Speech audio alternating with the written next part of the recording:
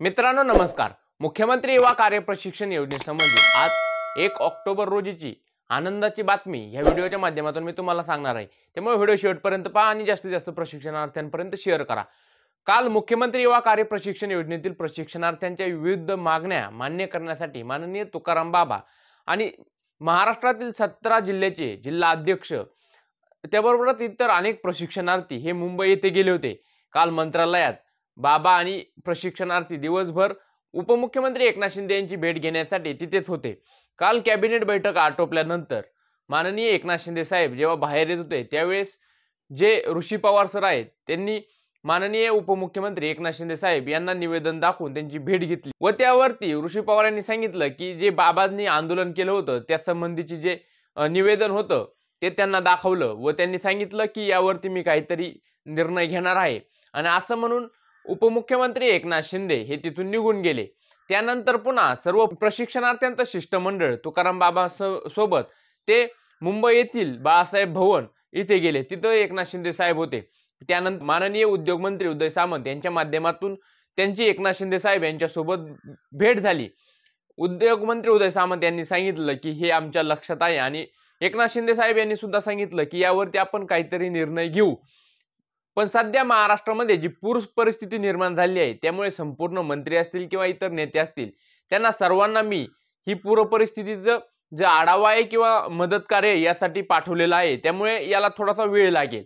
मग त्यानंतर माननीय तुकाराम बाबा यांच्या नेतृत्वाखाली जे शिष्टमंडळ तिथे गेलं होतं आणि या सर्व शिष्टमंडळाने एक निर्णय घेतला की मुंबई येथे मुख्यमंत्री युवा कार्य प्रशिक्षण योजनेतील प्रशिक्षणार्थ्यांचं एक मोठं मेळावा भरवायचा आणि या मेळाव्याला माननीय उपमुख्यमंत्री एकनाथ शिंदे साहेब यांना आमंत्रित करायचं।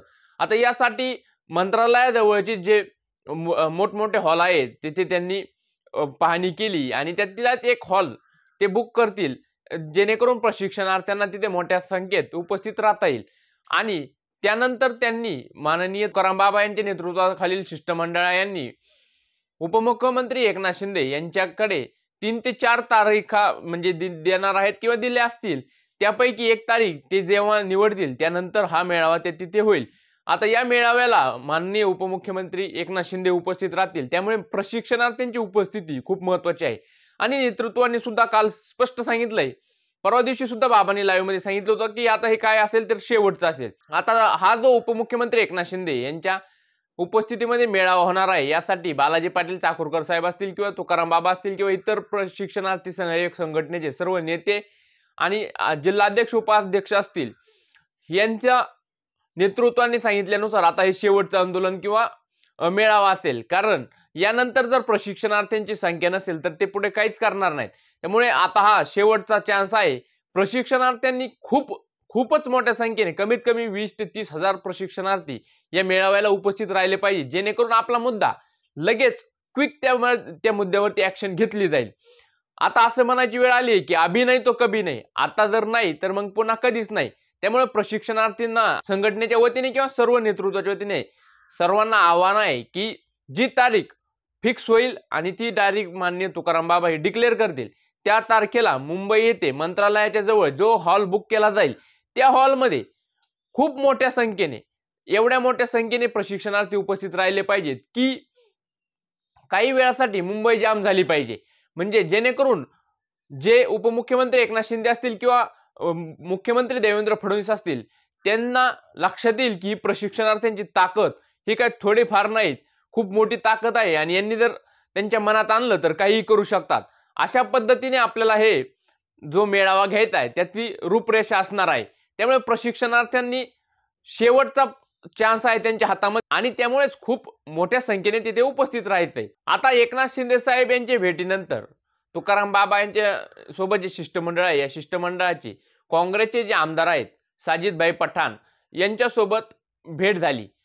मित्रांनो, मुख्यमंत्री युवा कार्य प्रशिक्षण योजनेतील प्रशिक्षणार्थ्यांना रोजगार मिळवण्यासाठी सर्वात सकारात्मक महाराष्ट्रातील कोणते आमदार असतील तर ते साजिद पठाण आहेत। कारण त्यांनी वेळोवेळी अधिवेशनामध्ये या प्रशिक्षणार्थ्यांचा मुद्दा मांडला आहे आणि यावेळेस सुद्धा त्यांनी असा शब्द दिला आहे की हिवाळी अधिवेशनात लक्षवेधीच्या माध्यमातून पहिला जर कोणता प्रश्न मांडेल तर तो हा मुख्यमंत्री युवा कार्य प्रशिक्षणार्थ्यांचाच मांडेल।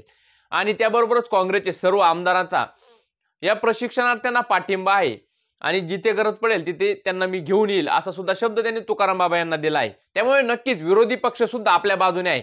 त्याबरोबरच आपण काल वेगवेगळ्या टीव्ही चॅनलच्या माध्यमातून पाहिलं असेल की राजू शेट्टी साहेब स्वाभिमानी शेतकरी संघटनेने सुद्धा आपल्या या प्रशिक्षणार्थ्यांना पाठिंबा दिला आहे। त्यानंतर राष्ट्रीय समाज पक्षाचे नेते माजी मंत्री महादेवजी जानकर साहेब यांनी सुद्धा प्रशिक्षणार्थ्यांच्या संघटनेला पाठिंबा दिला आहे। या दोन्ही जे पक्ष आहेत त्यांनी रस्त्यावरती उतरायची जर वेळ आली तरी सुद्धा आम्ही या प्रशिक्षणार्थ्यांसाठी रस्त्यावरती उतरू असा आवाहन सरकारला केलं आहे। त्यामुळे आता नक्कीच वेगवेगळ्या ज्या संघटना आहेत, वेगवेगळे जे पक्ष आहेत, यांनी विरोधात जे पक्ष आहेत त्यांनी पाठिंबा दिल्याने सरकारला काहीतरी सकारात्मक निर्णय लवकरच घ्यावा लागणार आहे।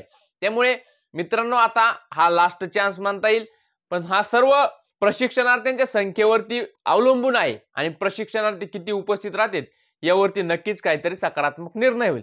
तर मित्रांनो, हीच अपडेट, ही जी गोड बातमी होती की उपमुख्यमंत्री एकनाथ शिंदे साहेब यांच्यासोबत भेट मेळावा होणार आहे, ती या व्हिडिओच्या माध्यमातून मला तुम्हाला द्यायची होती, ती मी तुमच्यापर्यंत पोहोचवली। व्हिडिओ आवडला असेल तर व्हिडिओला एक लाईक करा, चॅनलला सबस्क्राईब करा, तुमचे जे प्रश्न असतील ते कमेंट बॉक्समध्ये नक्की विचारा, त्यावरती नक्कीच मी तुम्हाला उत्तर देईल। भेटू नवीन अपडेटसह नवीन व्हिडिओमध्ये, तोपर्यंत धन्यवाद।